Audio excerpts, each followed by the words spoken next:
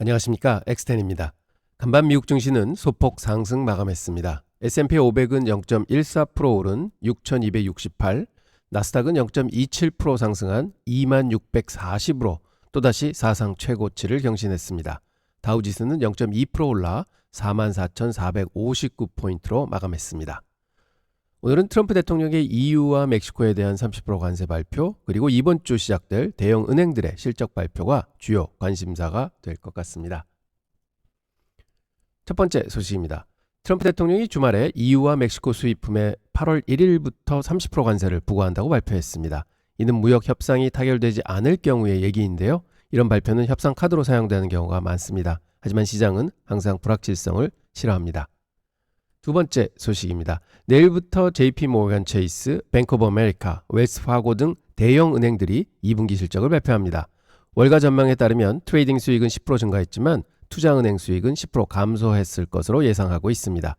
은행 실적은 경제 전반의 건전성을 보여주는 바로미터입니다. 특히 대출 손실 충당금과 순이익 마진은 주목해야 할 것 같습니다. 금리 정책 변화에 따른 영향을 가늠해 볼 수 있는 중요한 지표들이 됩니다. 세 번째 소식입니다. 비트코인이 처음으로 12만 달러를 돌파하며 또다시 사상 최고치를 경신했습니다. 이에 따라 암호화폐 관련주들이 일제히 급등했는데요.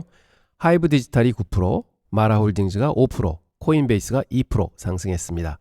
비트코인의 이런 급등이 제도권 진입과 ETF 자금 유입에 힘을 입은 것으로 보이는데요. 하지만 변동성이 여전히 크니까 위험 관리는 필수인 것 같습니다.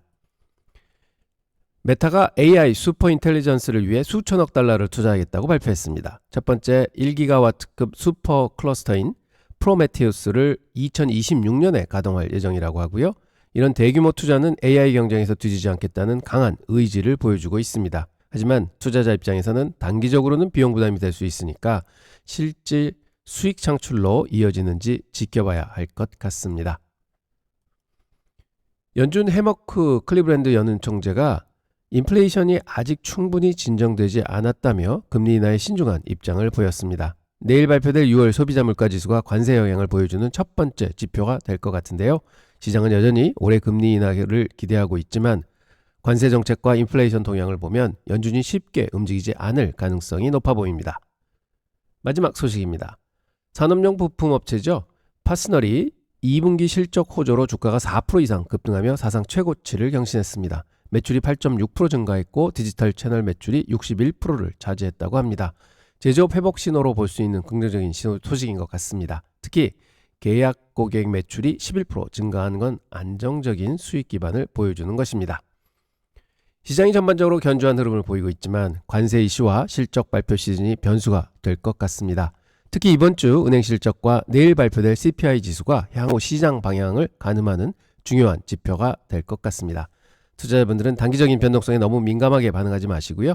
기업의 실질 펀더멘털과 장기적인 트렌드 집중하시기 바랍니다. 불확실성이 높은 시기일수록 분산 투자와 위험 관리가 더욱 중요합니다.